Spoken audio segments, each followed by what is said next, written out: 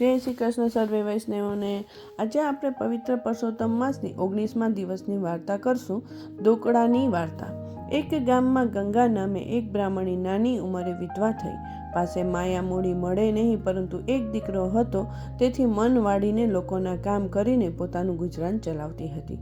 છોકરો જરા બટકો હતો, તેથી બધા તેને બટુક કહીને બોલાવતા હતા। છોકરો 12 વર્ષનો થયો ત્યારે બ્રાહ્મણીને કંઈક ટાઢક વળી। તે રોજ સવારે ઉઠીને ભિક્ષાંદેહી કરવા જાય। તેમાં જે કાંઈ સીધું દક્ષિણા મળે તેમાં તેઓ સંતોષ માનવા લાગ્યા। એક વેળા પવિત્ર પરસોત્તમ માસ આવ્યો અને બધા નદીએ નાહવા જવા લાગ્યા। બ્રાહ્મણી પણ રોજ નદીએ જતી અને કાઠાગોરની વાર્તા સાંભળી દેવદર્શન કરી પરસોત્તમ મહારાજનું રટણ કરતી ઘરે આવતી। જ્યારે છોકરાનું ધ્યાન ભિક્ષાંદેહીમાં હતું, તે નદીએ નાહવા જતો નહીં કે પુરુષોત્તમ ભગવાનનું નામ લેતો નહીં। આ વાત બ્રાહ્મણીને ગમતી નહીં। આમને આમ મહિનો પૂરો થવા આવ્યો। હવે ગણતરીના 5 દિવસ બાકી રહ્યા હતા। આથી બ્રાહ્મણીએ છોકરાને કહ્યું, બેટા, લોટ માગવાના તો ઘણા દિવસો છે। આ આખો ધર્મનો મહિનો જવા બેઠો, પણ તને સૂચતું નથી કે બને તેટલો ધર્મ કરું। બેટા, હજુ 5 દિવસ બાકી છે, તો તું રોજ સવારે નદીએ નાહવા જા અને એકટાણું કરી પુરુષોત્તમ ભગવાનની ભક્તિ કર। હાથે તે સાથે છે બેટા। દીકરાએ માની શિખામણ માથે ચડાવી। બીજા દિવસે સવારે તે નદીએ નાહવા ગયો।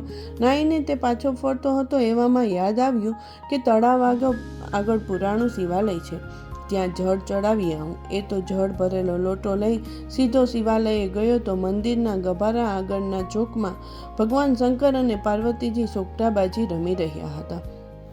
બાજી રસાકસી ભરી હતી। રમતા રમતા ભગવાન બોલી ઉઠ્યા, ના, હું જીત્યો। પાર્વતીજી કહે, હું જીતી। બંને હાર જીત માટે ઝઘડવા લાગ્યા। આ દરમિયાન બટુક અંદર જઈ જળ ચડાવી આવ્યો। એવામાં શંકર ભગવાનની નજર આ બટુક બ્રાહ્મણ ઉપર પડી, એટલે તેને પાસે બોલાવી પૂછ્યું, બટુક, સાચું બોલજે, અમારામાં જીત્યું કોણ અને હાર્યું કોણ? બટુક ચાલાક હતો। તેણે વિચાર્યું કે સ્ત્રીના વખાણ કરીએ તો તે ખુશ રહે છે, માટે અહીંયા માતાજીના વખાણ કરીશ તો મને થોડો ઘણો લાભ થશે। આમ વિચારી બટુકે કહ્યું, માતાજી જીત્યા અને પિતાજી હાર્યા। પોતાની જીત સાંભળી પાર્વતીજી બટુક પર પ્રસન્ન થયા હરખા અને તેમને 2 રત્નો બટુકને ભેટમાં આપ્યા। રત્નો હાથમાં આવતા બટુક પડવાર પણ ત્યાં ન રોકાતા પોતાના ઘરના રસ્તે પડી ગયો। તે થોડું ચાલ્યો હશે ને રસ્તામાં નદી આવી, એટલે તે લોટામાં જળ ભરવા ગયો તો હાથમાં રહેલા 2 રત્નો પાણીમાં પડી ગયા। જ્યાં પડ્યા હતા ત્યાં તેણે બહુ શોધ કરી, પણ તેને ભાગ્યના નહીં હોય એટલે હાથ લાગ્યા નહીં। તે તો રડતો રડતો ઘરે આવ્યો અને માતાને બધી વાત કહી। બ્રાહ્મણી કહે, બેટા, તારું ભાગ્ય મોડું કે હાથમાંથી રત્નો પડી ગયે, એમાં તારો કંઈ દોષ નથી। ભાગ્યમાં લખ્યું હોય તે થાય છે।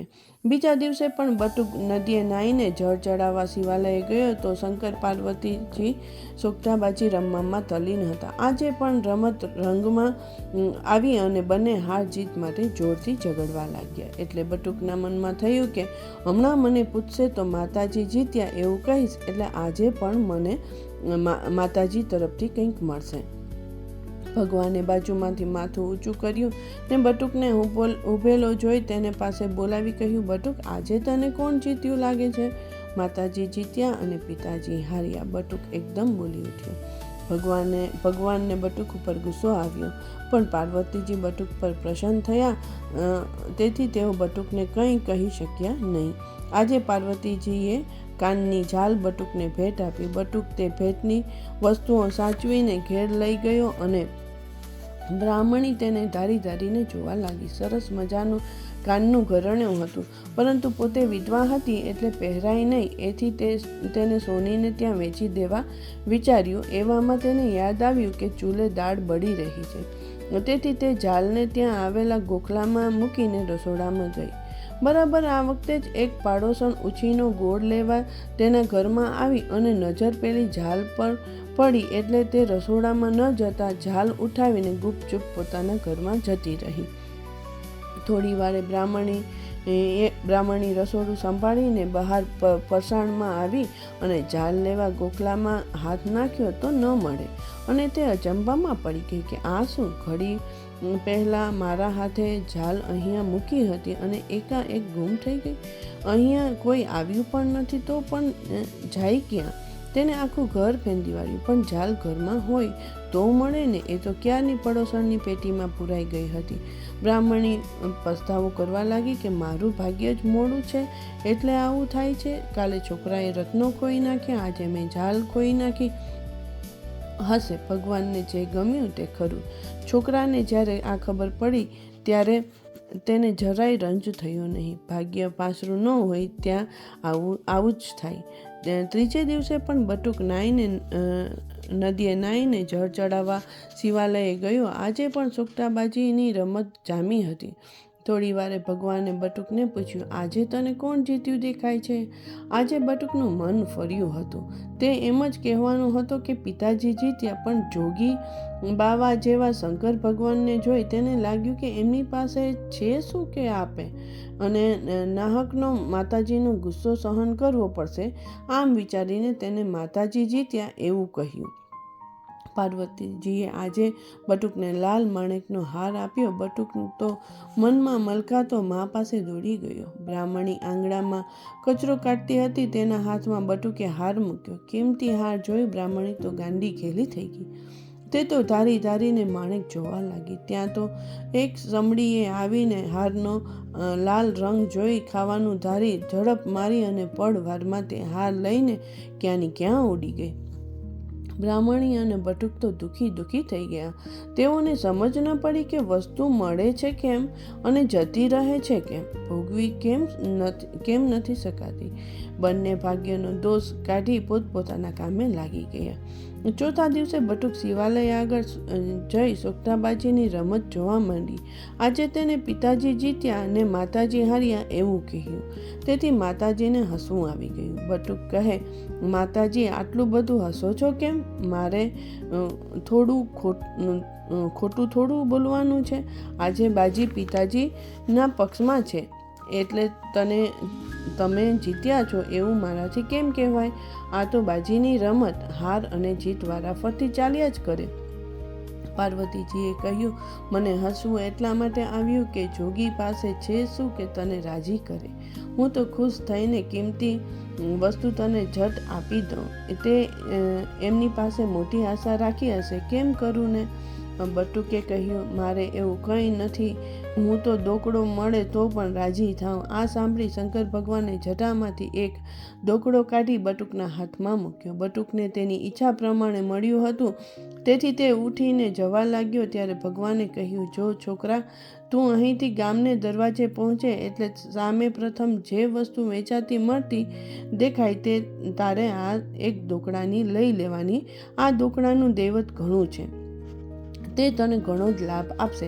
કેટલીક વાર નાની દેખાતી વસ્તુ બહુ જ મોટો લાભ આપે છે. બટુક હરખભેર ગામ તરફ જવા નીકળ્યો અને ગામના દરવાજામાં બેઠો કે જે સામે જ એક માછણ ટોપલામાં માછલા લઈને નીકળી. માછલા વેચીને તે ગુજરાન ચલાવતી હતી. પ્રથમ આ માછણ સામે આવી એટલે બટુકે કહ્યું, બાઈ, મને એક દોકડાની માછલી આપ. એમ કહી તેને પેલો દોકડો માછણને આપ્યો. માછણે એક મોટી માછલી કાઢીને બટુકને આપી. બટુક તેને લુગડામાં વીંટાળીને ઘેર લઈ ગયો. બ્રાહ્મણી કહે, બેટા, આજે શું લાવ્યો છે? બટુકે પેલી માછલી બતાવી એટલે બ્રાહ્મણી તેના પર ખૂબ ક્રોધે ભરાઈ અને માછલી ફેંકીને નાહી લેવા કહ્યું. બટુકે ઘા કરેલી માછલી ફેંકી તે થોડે દૂર જઈને પડી અને તરફડવા લાગી. પછી બટુક નાહવા બેસી ગયો. તે નાહી રહ્યો અને કપડાં બદલી લીધા. ત્યાં ઉડતી એક સમડી જ્યાં આગળ માછલી પડી હતી ત્યાં ટેકરા ઉપર આવી. તેની ચાંચમાં માણેકનો હાર હતો. બ્રાહ્મણીએ હાર ઓળખી લીધો, પણ તે સમડીની ચાંચમાં હતો એટલે હાથમાં સી રીતે આવે? એથી તેણે છોકરાને કહ્યું, બટુક, ઝાલ, સમડીની ચાંચમાં માણેકનો હાર છે, માટે દોડીને ઝાલ. બ્રાહ્મણી ઝાલ ઝાલ બૂમો પાડતી હતી ત્યાં પેલી પાડોશણ બાઈ જે ગોળ લેવા આવેલી અને ઝાલ જોવામાં આવતા ઉઠાવી ગઈ હતી તે ઝાલ ઝાલ સાંભળ્યું અને તેના પેટમાં તેલ રેડાયું. તેના મનમાં થયું કે બ્રાહ્મણીને ખબર પડી છે કે મેં ઝાલ ચોરી છે, એટલે તે મને ફજેતી કરશે, માટે ઝાલ લાવીને આંગણામાં નાખી દઉં. એમ વિચારી તે દાબડીમાં રાખેલી ઝાલ લાવી અને કોઈ ન દેખે તેવી રીતે બ્રાહ્મણીના ઘરના ઉંબરા ઉપર મૂકી દીધી. આ વખતે મા દીકરો સમડીને પકડવા દોડ્યા હતા. તેઓ પહોંચે તે પહેલાં જ સમડીએ હારને ત્યાં નાખી માછલી ચાંચમાં જોરથી પકડી. હવે આ માછલી પેલા 2 રત્નો ગળી ગઈ હતી જે રત્નો પાર્વતીજીએ પ્રથમ બટુકને ભેટ આપ્યા હતા. એ માછલીને સમડીએ જોરથી ચાંચ મારી એટલે તેમાંથી 2 રત્નો નીકળીને જમીન પર પડ્યા અને સમડી માછલી લઈને ઉડી ગઈ. બ્રાહ્મણી તો આ બધી ભગવાનની લીલા જોઈ આશ્ચર્યમાં ગરકાવ થઈ ગઈ. ગુમાવેલો હાર અને રત્નો બંને એકી સાથે મળી આવ્યા હતા. હવે ઝાલ પણ મળી આવશે તેને આશા બંધાઈ. બટુકે માણેકનો હાર અને રત્નો લઈ લીધા અને બંને મા દીકરો ઘરમાં પેસવા જાય ત્યાં તો ઉંબરા ઉપર ઝાલ પડેલી જોવામાં આવી. મા દીકરાને હવે એટલો બધો આનંદ થયો કે તેની સીમા ન રહી. પ્રભુ કૃપા વગર, ભાગ્યની પ્રબળતા વગર ખોવાયેલી વસ્તુ સાંપડતી નથી એવું હવે તેમને સમજાયું અને ત્યારથી મા દીકરો સુખરૂપ દિવસો પસાર કરવા લાગ્યા. આ બધો પવિત્ર પરસોત્તમ માસ નાવાનો પ્રતાપ હતો. પરસોત્તમ ભગવાનના વ્રતનો પ્રભાવ હતો. વ્રતની પૂર્ણાહુતિ થતાં બ્રાહ્મણીએ પુરુષોત્તમ વ્રતનું ઉત્થાપન કર્યું અને એટલા બધા પૈસા સારા કામમાં વાપરીએ કે ગામમાં તેની વાહ બોલાવા લાગી. લખ્યા લલાટે હોય જે વિધાતાએ લેખ, તેના ઉપર કોઈ પણ શકે ન મારી મેઘ. ભોળા શંકરનો દોકડો જેમ મા દીકરાને ફળ્યો એમ પરસોત્તમ ભગવાન સૌ ભાવિકોને ફળજો અને સર્વ ઉપર પરસોત્તમ ભગવાનની કૃપા કરજો. ચાલો સૌને જય શ્રી કૃષ્ણ.